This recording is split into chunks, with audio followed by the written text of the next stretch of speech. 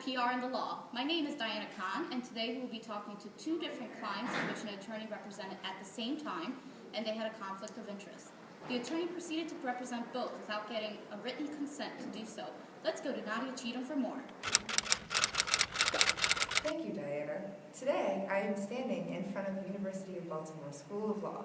Most of our viewers would assume that an attorney who does not properly identify all conflicts of interest in the matter would be a rookie mistake, but it wasn't to Mr. Regis Smallprint of P&R Law Firm. Instead, the firm became so successful that with time, the top attorney at the firm began to lose sight of the internal policies. P&R and the law sat down with all parties involved. We spoke to both of the CEOs of Lawn and Order, a property maintenance company, and law enforcement lawn care. And we wanted to see how it made them feel. So let's see what they have to say. My name is Allie Bloom, and I'm the CEO of Lawn & Order, the #1 law care provider in Baltimore City. And how long have you used P&R Law Firm for your legal needs? Oh, forever. P&R Law Firm provides some of the best attorneys in the state, especially Mr. Regis Smallprint. We have become such great friends. He was one of the first people I sought after when building the company from the ground up. He helped us form our LLC when our company was very small. We often relied on him for our transactional litigation needs. But what happened? Well, one day, our top employee left to go work with law enforcement. Our employment contract contains a 1-year non-complete clause because we are the only 2 providers of lawn services in the Baltimore area. Protection of our customers and client lists is a must. Those dirty rats have been trying to run us out of business for years. We approached Mr. Smallprint and asked him to advise us regarding an injunction against law enforcement. Mr. Smallprint said sure, but later that night he called and told me he couldn't do it anymore and couldn't assist me with the injunction because his company also had law enforcement as a client. Did you know that P&R Law Firm had any relations with law enforcement? No, but I wish I had known. Our company is one of only 7 in the entire state of Maryland to offer these unique lawn services. It should have been clear to Mr. Smallprint that both companies would have many conflicting interests. We have also competed for customers with law enforcement throughout the years. So what happened after he told you that he could no longer represent you? Well, we reported Mr. Smallprint, unfortunately. I didn't want to. He's so darn cute. But it would have been nice to know earlier that he couldn't represent us. We lost 2 clients a month after the employees left, and the clients took their business to law enforcement shortly afterwards. My daughter goes to school with Mr. Smallprint's daughter, Rose. I felt terrible, but what else could I do? Right. I understand. I'm so sorry that this happened to you. I hope that there's a resolution for you on this matter. Thank you for taking the time to You're talk to me. welcome. Thank you. As you can see, Diana, forgetting to obtain written confirmation and representing clients who may have conflicts of interest can be detrimental to an attorney. Let's see how Graham, CEO of Law Enforcement, felt. I felt terrible when I heard that Mr. Smallprint had been reported. He was very straightforward with me and my company, Law Enforcement Lawn Care, about the development of the conflict of interest. Mr. Smallprint had represented my company for years in employment disputes, and I hadn't anticipated that he might similarly represent other landscaping companies in the same capacity. It must be a terribly difficult position for Mr. Smallprint to be in. Given our history, I'd love for Mr. Smallprint to represent me in this matter. But obviously Mr. Smallprint cannot represent both parties in the litigation, and the CEO of Lawn & Order would like to retain Mr. Smallprint as well. Since the litigation has not yet begun, hopefully myself and the Lawn & Order company will be able to find representation in this matter. However, I wish the issue had been brought to the attention of both companies sooner so that we could have avoided this conflict and hadn't needed to report the attorney.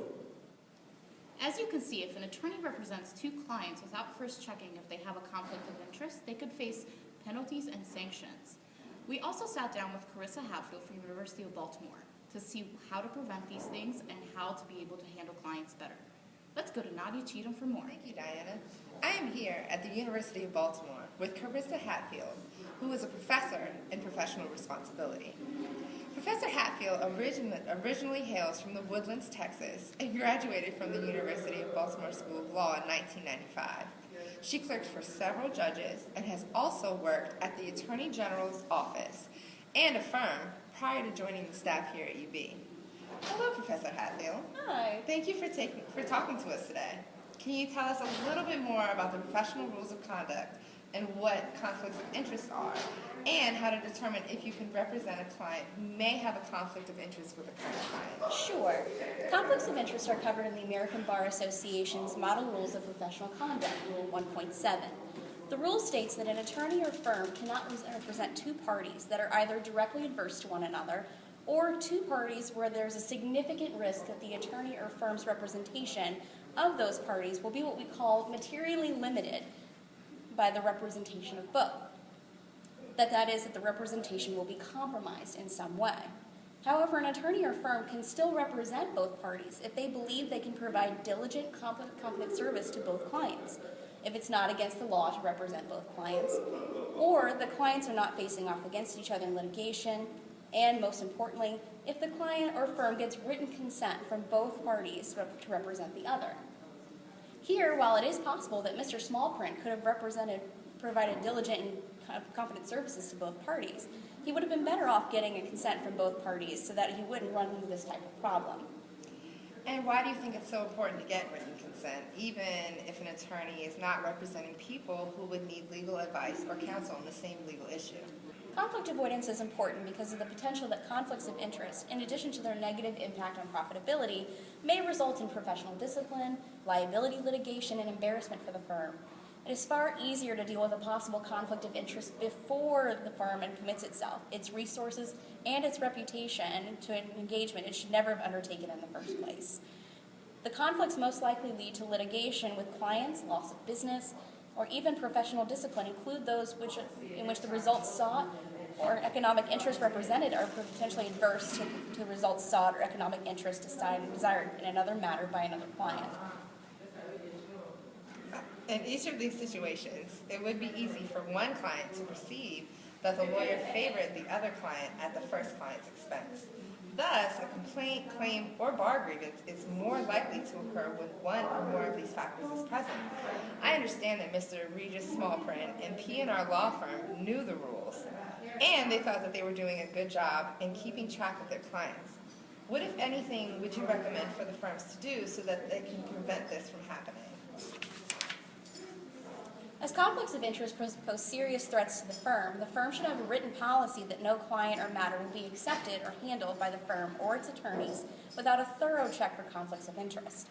The firm should designate a partner or committee to deal with issues involving conflicts of interest and to oversee the administration of the policies and procedures regarding conflicts.